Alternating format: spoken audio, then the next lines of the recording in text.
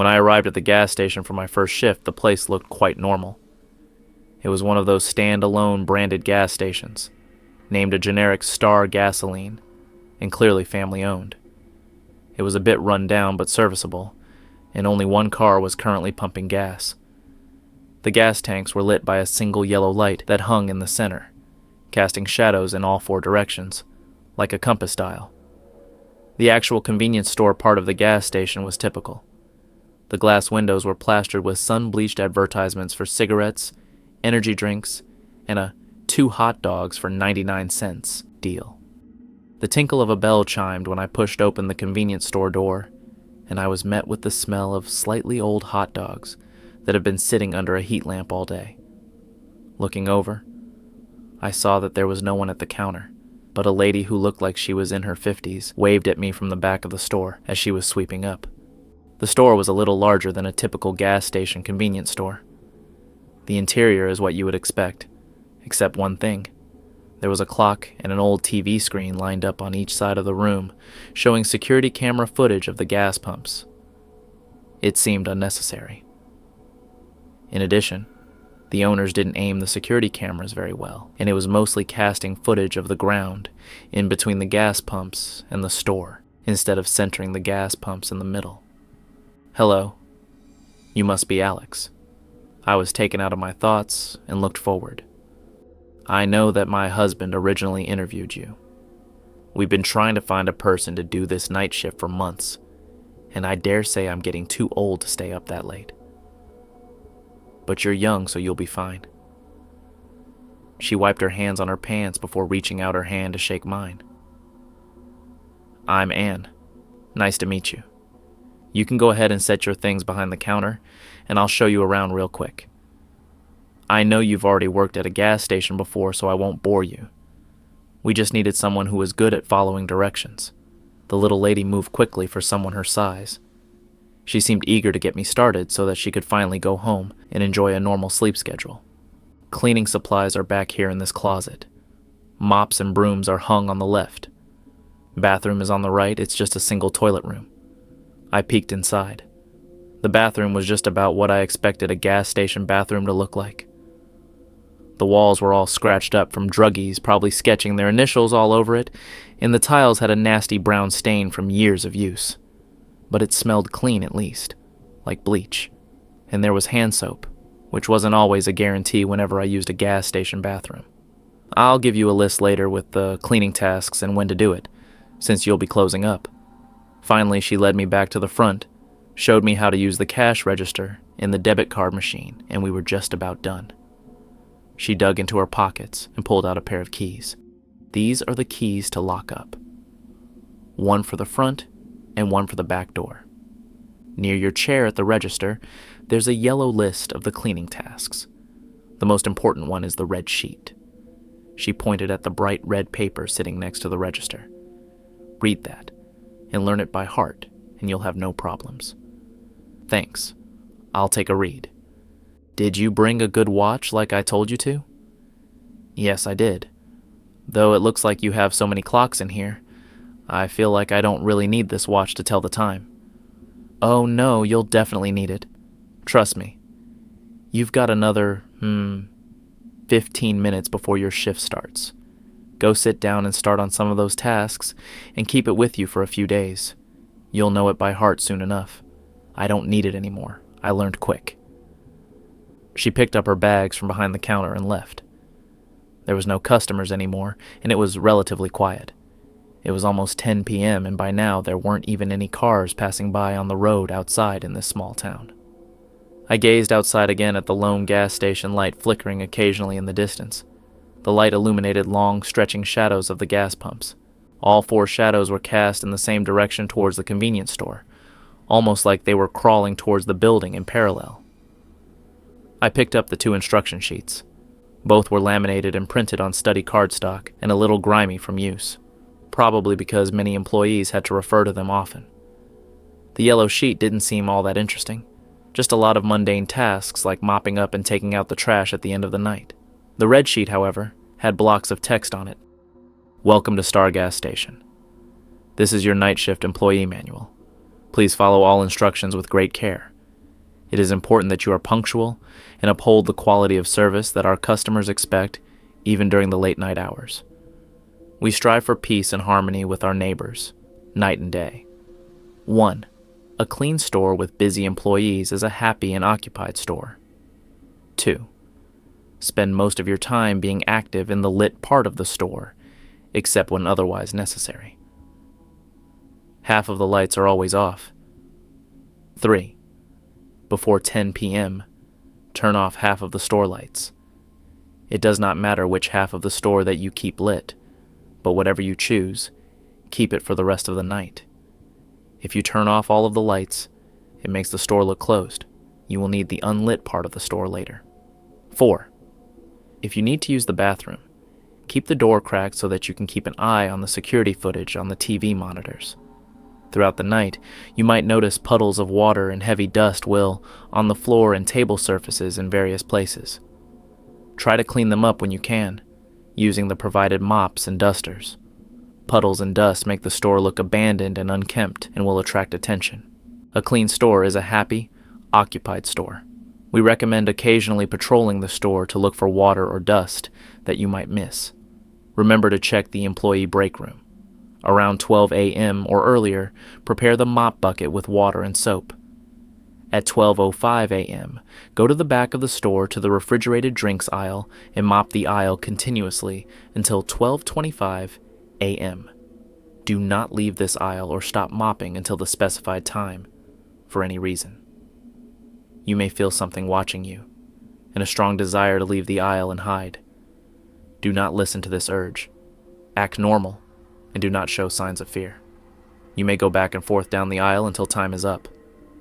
Management recommends keeping your head down, keeping an eye on your watch, and wearing some headphones with music to help you block out sound. The quality of your mopping does not matter, but it is important that you appear busy at work. 7. On the walls next to the cash register is a camera feed of the back lot that is different from the other camera feeds.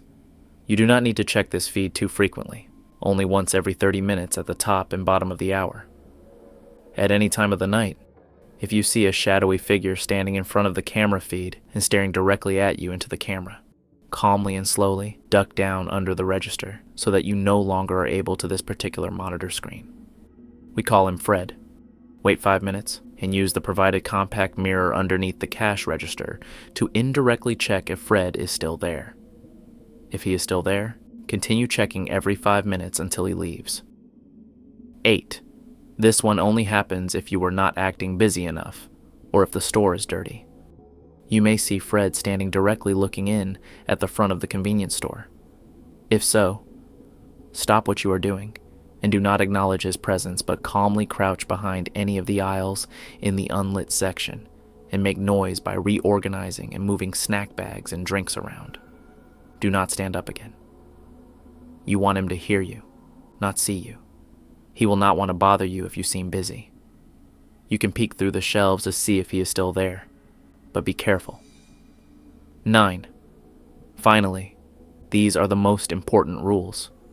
We usually only have one local neighbor, Fred, visit every night, but on very rare unlucky occasions there are more of them. Unfortunately, only Fred is relatively harmless as long as you follow the rules. The other foreign visitors are not. There are multiple TV monitors on all walls of the store. If at any time in the parking lot you see the 4 shadows of the gas pump all face towards you in the same direction, this is a bad omen. It means that out-of-town visitors are nearby and it is best to vacate. 10. You will have a few minutes. Drop what you are doing. Run to the employee back room and find a large light switch panel on the back wall. Turn off every switch to turn off all electricity to the store. It will make the store look closed and the visitors may leave to look for a different establishment. This angers Fred, who is a local, but helps discourage out-of-town visitors from coming in. Go into the storage room on the right, lock the door and deadbolt it. Put your phone on silent and send Anne a text. Do not try to leave. Multiple visitors may enter the store. Fred will also get inside now that the store seems closed, but he should not find you if you remain still.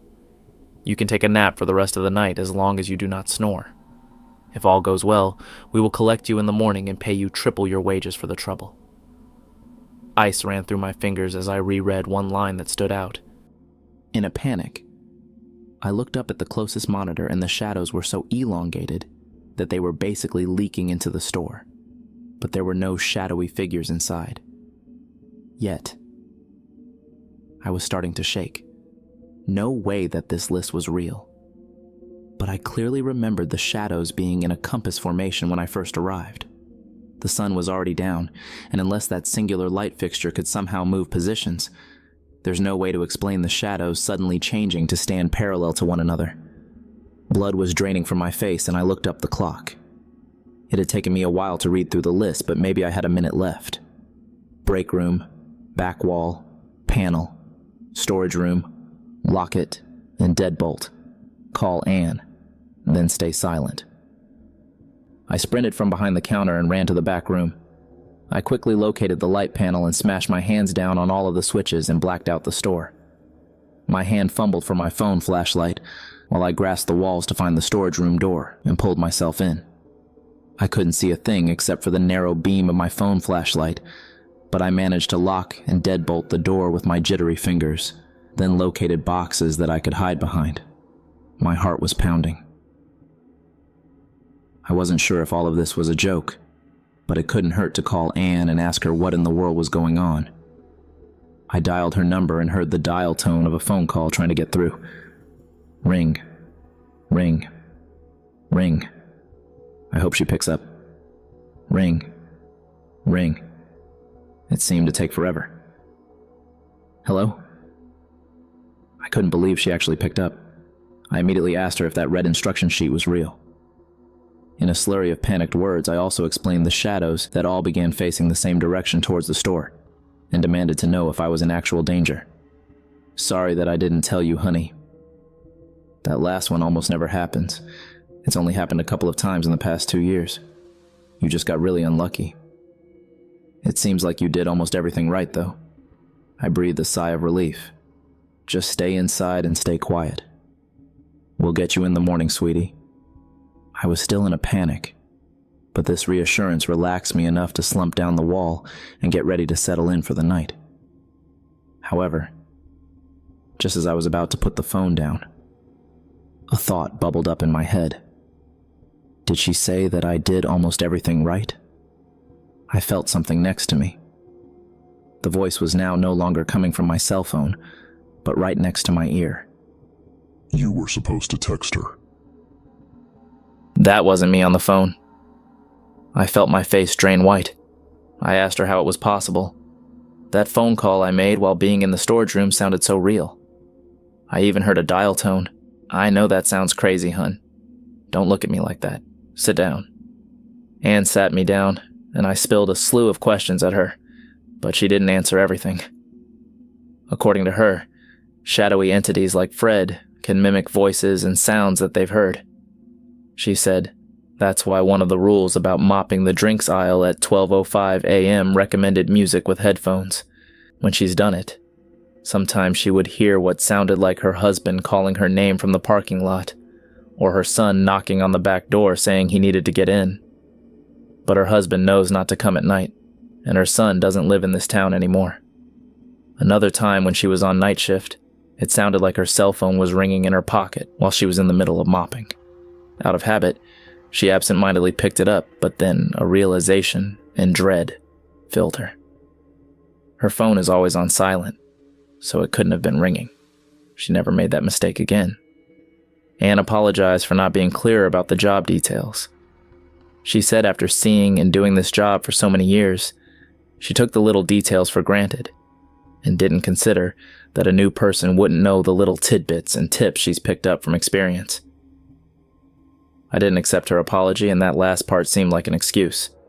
She and her husband deliberately left out these details on the job description. My mind flashed back to when I got the job and thought it was odd that Anne's husband only phone interviewed me and didn't seem to want to meet in person before giving me the offer.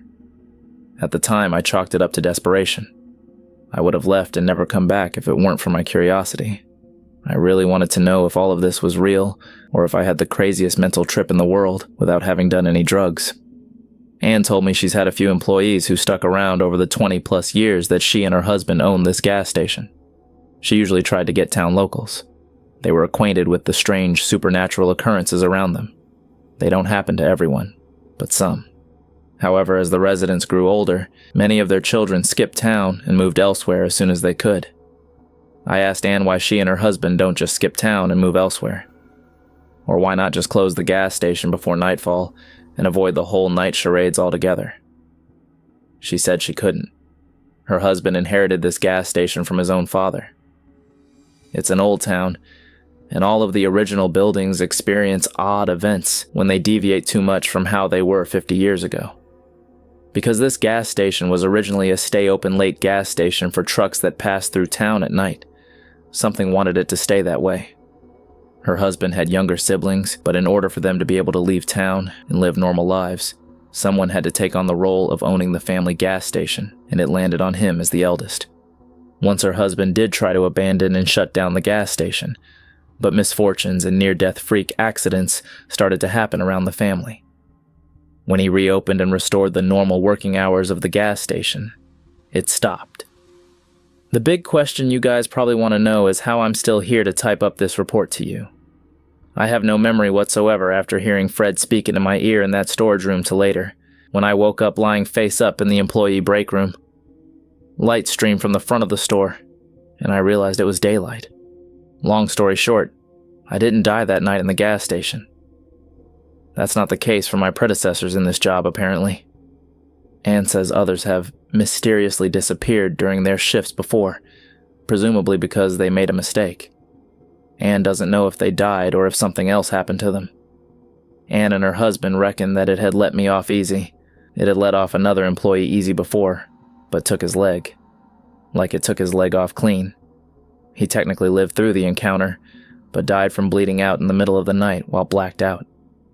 Obviously, both Anne and her husband have survived making mistakes more than once, probably because they had inherited the gas station and were needed to run it. I wasn't sure whether to believe them. I tried asking for the names of the previous employees, but Anne refused, citing privacy for the families affected. She can't stop me from Googling missing person reports, though. I'm sure in such a small town, it would be all over the newspapers and town talk. However, I should tell you all that I didn't survive completely unscathed. The ear where I heard Fred speak was now deaf. Even though she was being somewhat uncooperative and a little sketchy, she did look at me with concern when she realized that I became deaf in one ear as a result of working that shift. She divulged that the reason that she worked the night shift these past years was because her husband had gone completely blind. He had accidentally fallen asleep while doing the night shift, and he woke up the next morning, shaken up by Anne. It was a bright and sunny day, but he asked her why the lights were still off. Anne herself was getting older, and she was worried that she would fall asleep one day too. She needed a replacement, and perhaps that's why I lived instead of suffering a mysterious disappearance. I'm not sure if that was truth or a threat. Next, I wanted to know who or what the heck Fred was. Anne shook her head and told me that was a story for another day. Not now. You're tired from the shock. Go home and rest up. I refused and asked her about Fred again, demanding my right to know what almost killed me. Shaking her head vigorously, she started to shoo me outside the door of the gas station, saying, "I'll tell you another time. You can have the rest of the week off, but I need you back on Monday." What? Monday? This lady thinks I'll come back? Before I could shove my way back inside the store, Anne quickly locked it to keep me from pestering her, and despite it still being opening hours. As she walked away and ignored me, I commented under my breath that Fred wouldn't like that she locked the door. Fine. Bewildered, and my head swimming with more questions than answers, I turned to go back to my car and head home. I got my left ear checked by the doctor, and she told me the eardrum had blown out and was not repairable. I might recover slight hearing, but wouldn't get full functionality back ever. Since then, I tried to apply to many different other local jobs after that because I was determined not to come back. There was no way I was ever coming back, because that gas station is crazy and is not worth dying over. but for some reason, whenever I visited businesses I applied to in person, I kept getting turned down immediately. They would say that I'm not fit for the job despite being well qualified, or they would say that the job was already taken or filled up, which made me skeptical. For a couple of those jobs, the opening was just posted that same day. I also pursued some job ads and sent an email with my resume, but almost right away I got multiple message not delivered, bounce backs, or errors that said the email recipient did not exist or was unreachable. Had I misspelled the email address somehow? I got a friend of mine from another city to apply to the same jobs and reply to the same emails, but his went through just fine. Then, he tried to apply to things on my behalf using my resume, but he would get turned down right away, inexplicably. It did not take long for me to put two and two together. Something wanted me to stay. The past few nights confirmed it. It started the first night the day after the gas station incident. My bedroom clock showed 10:30 p.m., and I was standing in front of my mirrored closet door. That was when I saw it. A shadowy silhouette was barely visible through my opaque curtains. The edges weren't solid like a real person backlit by the streetlights outside. It was blurred and the whole figure was almost see-through. It wasn't moving but was facing towards me. I froze. I live in a nearby small town. This was not the same town that Anne's gas station was in. Something followed me home. I froze too long because after about 10 seconds, suddenly the light turned off in my room. You could hear a pin drop in the silence after that.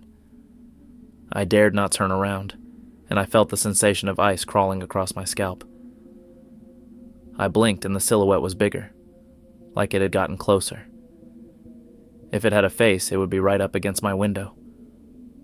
Against all of my senses screaming at me not to move, I forced my frozen muscles to jerk awake and ran into the bathroom connected to my bedroom and made a noisy show of washing my face, splashing water, and brushing my teeth as if I were getting ready for bed.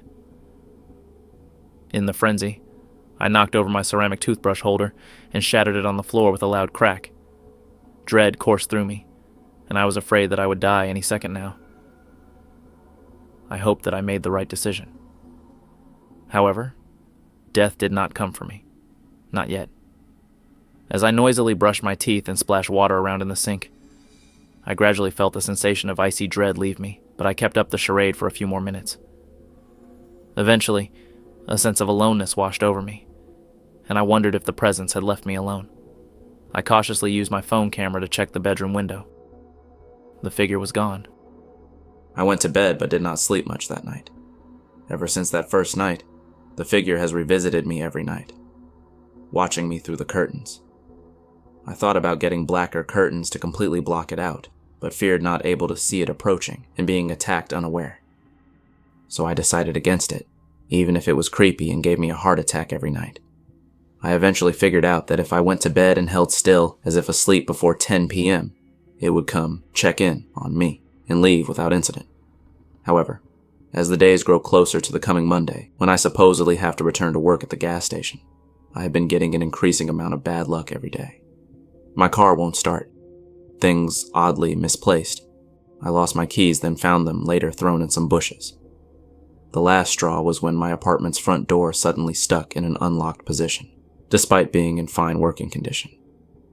Remembering that the gas station's red sheet had said to deadbolt the door when being pursued by the shadowy figures, I didn't take any chances and bought a cheap deadbolt and affixed it to the door. I'm going to go back to the gas station on Monday for one shift. I want to get all of this freaky stuff to stop. I haven't been eating well because of the constant crushing pressure of fear and anxiousness that something is going to happen to me any second now. If you have suggestions, please let me know. Or any suggestions on how to perform Monday's shift perfectly. It feels like there's too many things to keep track of, but I guess if Anne and her husband learned to do it nearly every night for years, I could too. Until then, I am just reminding myself to act natural. Don't be afraid. I am a normal and good citizen. I will go back to work. A busy citizen is a good citizen. Well, my friends, we've reached the end of tonight's chilling tale. I hope you've enjoyed our descent into darkness and that you'll carry a piece of the terrible times with you. As you drift into uneasy dreams, don't forget to like this video, share it with others who crave a good scare, and subscribe to more haunting horrors. Hit the bell notification for another frightful update, and see you in the next video.